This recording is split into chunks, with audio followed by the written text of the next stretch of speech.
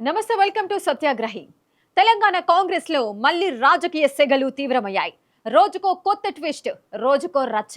వీటిపైనే social మీడియాలో, political circles లో ఎక్కడ చూసినా ఒకటే చర్చ. వీటన్నింటిలో హాట్ టాపిక్ ఏంటో తెలుసా? తొందరలోనే రాష్ట్రానికి కొత్త సీఎం రాబోతున్నారా? రేవంత్ రెడ్డి కుర్చీ కింద నీళ్లొస్తున్నాయా? ఈ చర్చలన్నింటికీ ప్రధాన కారణం ఒకే ఒక్క పేరు, కొండా సుస్మిత. అవును, మంత్రి కొండా సురేఖ కుమార్తె కొండా సుస్మిత పటేల్ చేసిన వ్యాఖ్యలు ఇప్పుడు రాష్ట్ర రాజకీయాల్లో ఒక పెద్ద సంచలనంగా మారాయి. అసలు రేవంత్ ఎవరు? పరకాల టికెట్ ఇవ్వడానికి ఆయనెవరు? అధిష్టానం మాటే ఫైనల్. ఆయన ఇలాగే చేసుకుంటూ పోతే రేపు సీల్డ్ కవర్లో ఇంకో సీఎం పేరు వస్తుంది అంటూ డైరెక్ట్ గా సీఎం పైనే విమర్శలు గుప్పించారు. అసలు కొండా సుస్మిత అంత ఘాటుగా ఎందుకు మాట్లాడారు? ఆమె వెనుక ఉన్న పెద్ద హస్తం ఎవరిది? కొండా కుటుంబం రేవంత్ ను ఇలా ఓపెన్ గా టార్గెట్ చేయడం వెనుక ఉన్న రాజకీయ వ్యూహం ఏంటి? నిజంగానే తెలంగాణలో సీఎం మార్పు జరిగే అవకాశం ఉందా? ఒరిజినల్ కాంగ్రెస్ నాయకులు రేవంత్ రెడ్డిపై ఎందుకు అసంతృప్తిగా ఉన్నారు? వీటన్నింటిపై ఈ స్టోరీలో మాట్లాడుకుందాం. కొన్ని ఇంట్రెస్టింగ్ విషయాలు కూడా చెప్పబోతున్నా, స్కిప్ చేయకుండా చివరి వరకు చూసేయండి. ముందుగా అసలు ఏం జరిగింది అనే దానికొద్దాం. వరంగల్ జిల్లా గీసుకొండలో మంత్రి కొండా సురేఖ పుట్టినరోజు వేడుకలు జరిగాయి. అక్కడ కొండా సుస్మిత మాట్లాడిన మాటలు కాంగ్రెస్ పార్టీకి మైండ్ బ్లాంక్ అయ్యేలా చేశాయి. ఆమె నేరుగా సీఎం రేవంత్ రెడ్డిని టార్గెట్ చేస్తూ, అసలు పరకాల టికెట్ నిర్ణయించడానికి రేవంత్ రెడ్డి ఎవరు? నా టార్గెట్ రేవంత్ రెడ్డి మాత్రమే, కాంగ్రెస్ పార్టీ కాదు. నాకు రాహుల్ గాంధీ, సోనియా గాంధీపై పూర్తి గౌరవం ఉంది. అధిష్టానమే ఫైనల్. రేవంత్ రెడ్డి తన ఇష్టం వచ్చినట్టు ప్రవర్తిస్తే రేపు ఢిల్లీ నుంచి సీల్డ్ కవర్లో ఇంకో సీఎం పేరు రావడం ఖాయం అని ఓపెన్ స్టేట్మెంట్ ఇచ్చేశారు.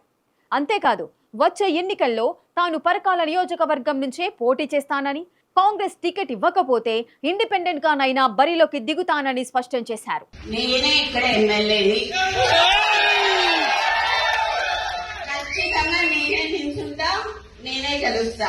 మరి ఈ ఆగ్రహానికి అసలు విత్తనం ఎప్పుడో పడింది. కానీ ఆ విత్తనమే వివాదాన్ని పెంచి పెద్ద చేసింది మాత్రం రేవంత్ రెడ్డి. ఇటీవల సీఎం రేవంత్ రెడ్డి పరకాల పర్యటనకు వెళ్లినప్పుడు అక్కడ ఉన్న సిట్టింగ్ ఎమ్మెల్యే రేవూరి ప్రకాష్ రెడ్డికి మద్దతుగా మాట్లాడారు. వచ్చే ఎన్నికల్లో కూడా రేవూరి ప్రకాష్ రెడ్డి పోటీ చేస్తారని గ్రీన్ సిగ్నల్ ఇచ్చారు. నిజానికి కొండా ఫ్యామిలీ చాన్నాళ్లుగా పరకాలపై దృష్టి పెట్టింది.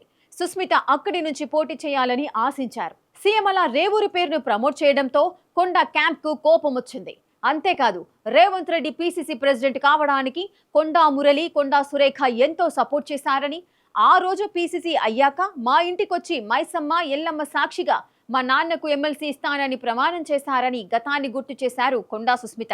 కానీ ఆ మాట నిలబెట్టుకోలేదంటూ పాత విషయాలను బయటకు తీసి మరీ రేవంత్ రెడ్డిపై విరుచుకుపడ్డారు. ఇక్కడితో ఆగిపోయారా అంటే లేదు.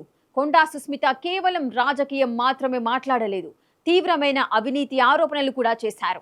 రేవంత్ రెడ్డి సోదరులపై ఆమె సెన్సేషనల్ కామెంట్స్ చేశారు. రేవంత్ రెడ్డి సోదరులు అక్రమాలకు పాల్పడుతున్నారు, అందుకే తాను రేవంత్ ను టార్గెట్ చేస్తున్నాను అని చెప్పారు.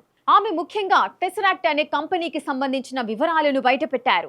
రేవంత్ రెడ్డి సోదరుడు కొండరెడ్డికి చెందిన టెసరాక్ట్ కంపెనీకి 200 కోట్ల విలువైన భూములను దారాదత్తం చేశారు. అసలు ఒక్క ఉద్యోగి కూడా లేని ఆ షెల్ కంపెనీకి 5 ఎకరాల ప్రభుత్వ భూమిని కట్టబెట్టారు. దీనికి సంబంధించిన ఆధారాలు ఆర్టీఐ రిపోర్టులో స్పష్టంగా ఉన్నాయి అంటూ డాక్యుమెంట్ ఆధారాలను ప్రస్తావించారు. ఆ తర్వాత విలేకరులు ఆమెను ప్రశ్నించినప్పుడు కూడా తాను చేసిన వ్యాఖ్యలకు కట్టుబడి ఉన్నాననే చెప్పారు కొండా సుస్మిత. ఈ వ్యాఖ్యలతో మంత్రి కొండా సురేఖకు ఎలాంటి సంబంధం లేదని, ఇవి తన వ్యక్తిగత అభిప్రాయాలని క్లియర్ గా చెప్పారు. కానీ ఒక్కసారి ఆలోచించండి, ఒక మంత్రి కూతురు ఈ రేంజ్ లో ఆరోపణలు చేస్తే అవి కొండా సురేఖకు తెలియకుండా ఉంటాయా? ఈ డౌటే అందరికీ వస్తోంది. ఇప్పుడు అసలు సిసలైన రాజకీయం గురించి మాట్లాడుకుందాం. ఇంటర్నల్ గా ఏం జరుగుతుందో ఇప్పుడు మీకు చెప్పబోతున్నా. కొండా సుస్మిత వ్యాఖ్యలు కేవలం ఒక్క పరకాల టికెట్ గొడవ మాత్రమేనా, లేక దీని వెనుక పెద్ద కథ ఉందా? ఇన్సైడ్ సోర్సెస్ ప్రకారం తెలంగాణ కాంగ్రెస్ లో చాలా రోజులుగా ఒరిజినల్ కాంగ్రెస్ వర్సెస్ వలస కాంగ్రెస్ అనే అంతర్గత పోరు నడుస్తోంది. రేవంత్ రెడ్డి తెలుగుదేశం పార్టీ నుంచి కాంగ్రెస్ లోకి వచ్చి సీఎం గా మారడాన్ని మొదటి నుంచి కాంగ్రెస్ సీనియర్లు కొంతమంది జీర్ణించుకోలేకపోతున్నారు. కొంతకాలంగా కోమటిరెడ్డి రాజగోపాల్ రెడ్డి, అనిరుద్ రెడ్డి, మంత్రి కొండా సురేఖ వంటి నాయకులు రేవంత్ రెడ్డి తీరుపై ఏదో ఒక సందర్భంలో అసంతృప్తి వ్యక్తం చేస్తూనే ఉన్నారు. పార్టీ కోసం మొదటి నుంచి కష్టపడిన ఒరిజినల్ కాంగ్రెస్ నాయకులను పక్కన పెడుతున్నారు.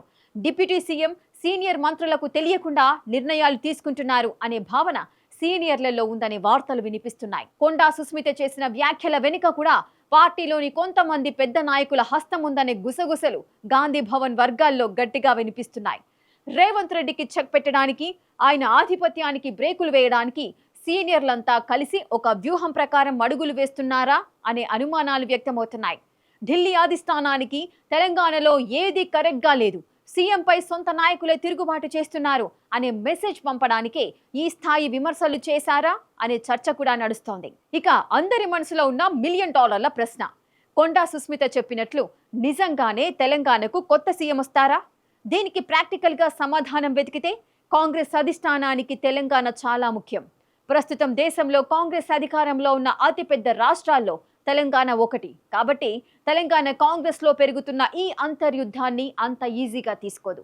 ఇవి ముదిరి పాకాన పడితే ప్రభుత్వమే పడిపోయే అవకాశం ఉంది. కాబట్టి ఖచ్చితంగా చర్యలకు దిగుతుంది కాంగ్రెస్ పార్టీ.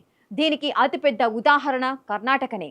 కొన్ని నెలలుగా కర్ణాటకలో అక్కడి ముఖ్యమంత్రి సిద్ధరామయ్యపై అసంతృప్తి పెరిగిపోవడంతో రంగంలోకి దిగిన హైకమాండ్ సీఎంను మార్చి డీకే శివకుమార్కు పగ్గాలప్పగించింది. ఎందుకంటే అది పెరిగితే ప్రభుత్వమే పడిపోయే ప్రమాదం ఉంటుందని కాంగ్రెస్ అధిష్టానానికి బాగా తెలుసు.